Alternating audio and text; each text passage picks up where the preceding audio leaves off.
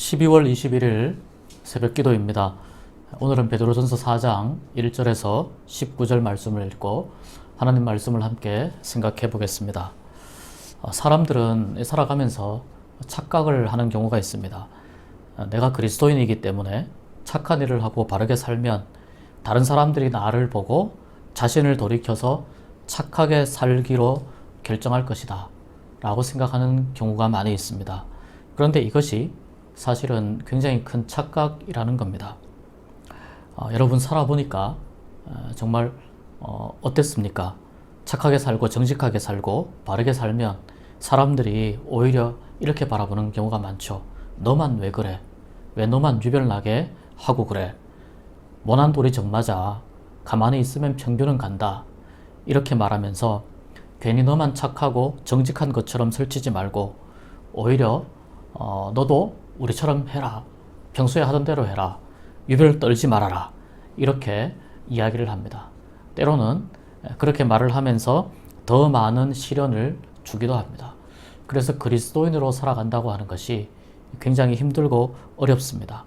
우리가 이런 경험을 할 때 그리스도인으로 살아가면서 겪는 어려움을 핍박이라고 이야기합니다. 그래서 핍박은 내가 예수님을 위해서 살려고 애쓰고 노력하는 과정 속에서 겪는 세상으로부터 오는 어려움이라고 볼 수 있습니다. 사람의 마음이 그렇게 간단하지 않고 또 사람에게 변화를 주거나 사람에게 감동을 주는 일이 그렇게 만만하지 않다는 것을 우리가 경험을 통해서 알게 됩니다. 지금 베드로가 이 편지 쓰고 있는 것은 로마의 한복판입니다. 그리고 이 편지의 수신자들은 소아시아에 흩어져 사는 그리스도인들입니다. 베드로전서를 쓰고 있는 로마의 상황이 굉장히 심각합니다. AD 64년경입니다. 로마시에 엄청난 대화재가 발생했습니다. 당시 로마 인구가 100만 명 정도였는데 로마의 절반이 불탈 정도로, 그래서 로마의 모든 기능이 마비될 만큼의 굉장한 대화재의 참사가 일어났습니다. 이 일 때문에 사람들의 민심이 흉흉해지자 당시 황제였던 네로 황제가 정치적 책임을 지지 않고 그것을 회피하기 위해서 그리스도인들이 불을 놓았다. 그리스도인들이 이 화재의 주범이다라고 하면서 그리스도인들에 대한 대대적인 정치적 박해가 일어났습니다. 이 정치적 박해가 로마 제국 최초의 정치적 박해로서 이때부터 약 313년 그리스도교가 국교로 공인되기 전까지 어마어마한 박해를 경험하게 됩니다.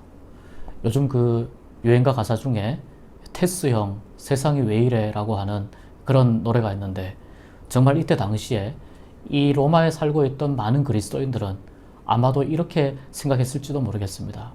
베드로 형, 정말 세상이 왜 이래? 이렇게 세상을 생각할 만큼 너무나 힘겨운 그런 대박해가 일어났고, 그래서 많은 그리스도인들이 지하로 숨는 카타콤 시대가 열리게 되는 것입니다.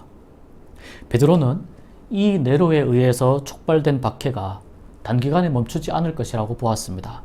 그리고 로마 전역으로 확산될 것을 예견하면서 염려하면서 이 베드로전서를 기록합니다. 그러니 얼마나 베드로전서가 당시에 그리스도인들이 받고 있었던 고난에 민감히 반응하고 있는지 우리가 알 수 있습니다.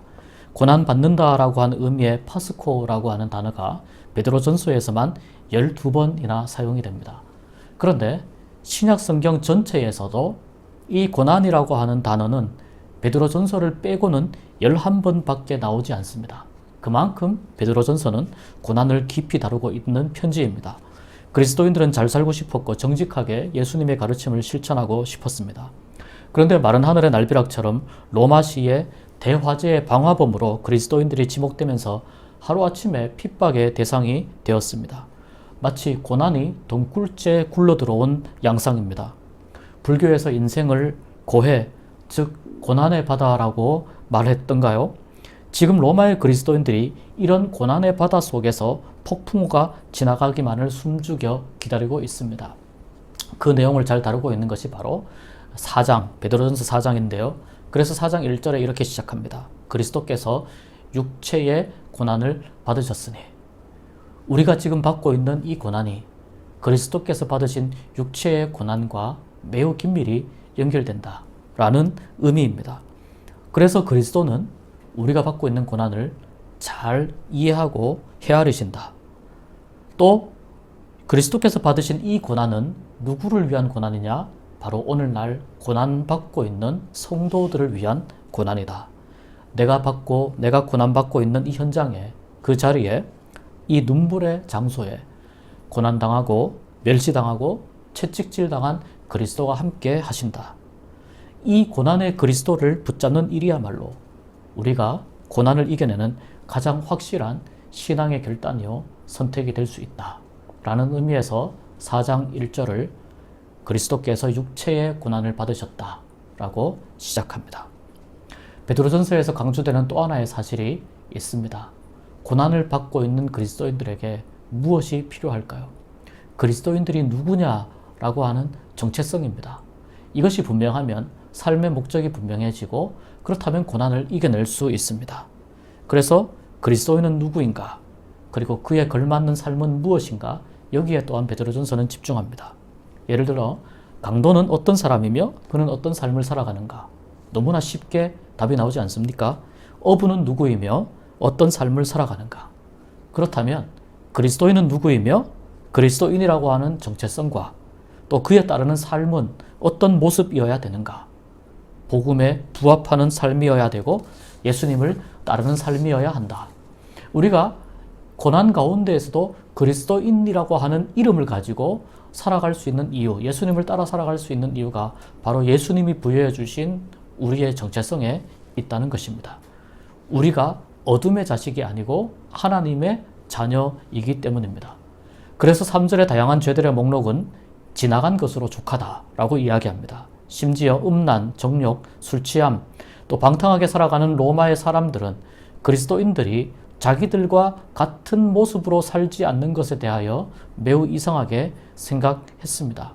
왜냐하면 이런 삶은 상상도 해본 적이 없을 만큼 방탕한 삶이 가장 일반적이고 사람다운 삶이라고 생각했기 때문입니다. 그래서 그리스도인들이 우리와 같이 방탕하지 않은 것을 굉장히 이상하게 여겼습니다.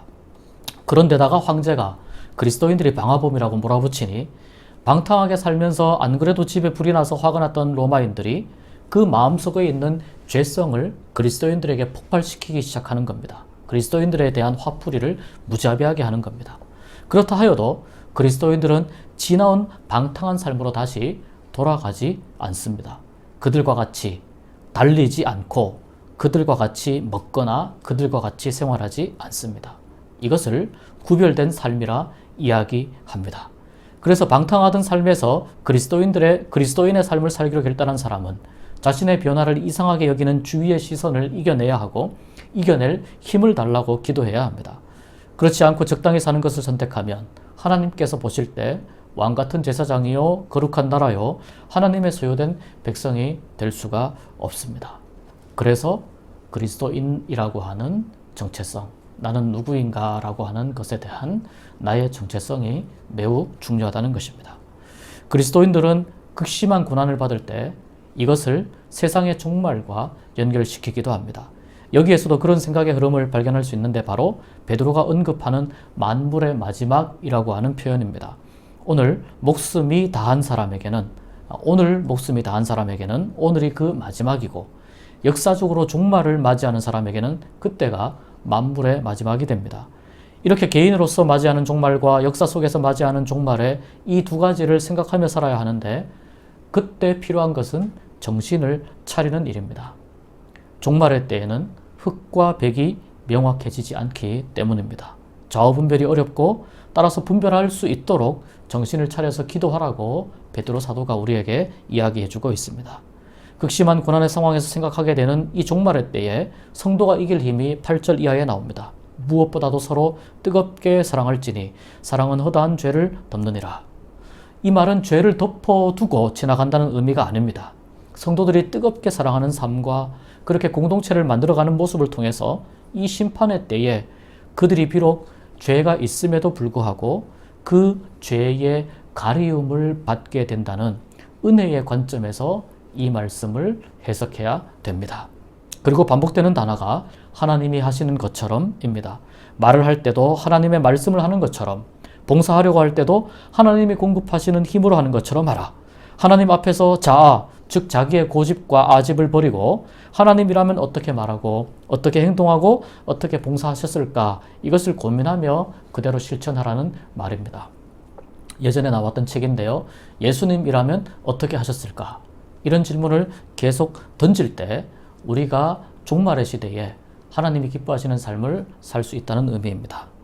12절에서 19절까지의 이 4장의 마지막 부분은 이미 그리스도인들이 받고 있는 박해와 고난에 대해 올바른 자세를 말하고 있습니다. 다가오는 불과 같은 끔찍한 시험을 이상하게 여기지 말고 그리스도의 이름으로 치욕을 당하는 것이 복이 있으며, 그리스도인이라는 이유로 부끄러움이나 치욕을 당하게 될 때 오히려 그리스도의 이름으로 하나님께 영광을 돌리는 것을 하나님이 기뻐하신다. 그리고 19절에서 말씀하듯이 이 고난도 하나님의 뜻 가운데 있기 때문에 그 고난을 당하면서도 선을 행하고 영혼을 하나님께 의탁하는 자세, 이것이 고난을 대하는 그리스도인의 믿음의 자세이다 라고 말합니다. 그리고 하나님은 고난 속에서 선을 행하기 위해 안간힘을 쓰고 자신의 영혼을 예수님처럼 스데반처럼 하나님께 의탁한 사람을 반드시 기억해 주실 것입니다. 오늘날 정말 세상이 왜 이래? 세상이 너무나 아프다 할 정도로 우리의 삶의 뿌리부터 흔드는 일들을 우리가 경험하고 있습니다. 우리에게 있어서는 이 또한 다른 의미의 불시험이라고 볼 수 있습니다. 이럴 때 그리스도인이라면 어떻게 살아야 할 것인가? 복음을 지키며 무엇을 위해 살아야 할 것인가를 깊이 고민하게 하는 말씀, 그리고 그 고난 가운데에서 어떻게 행할 것인가를 가르쳐주는 말씀이 베드로전서 4장의 말씀입니다. 결국 이 고난도 하나님의 손에는 한 주먹거리밖에 되지 않음을, 그래서 이 또한 지나가리라, 이 믿음과 인내를 가지고 내가 그리스도인이라고 하는 영광스러운 신분을 잘 지키며 그리스도인답게 하나님의 영광을 드러내는 복된 인생 되시기를 주님의 이름으로 축복합니다.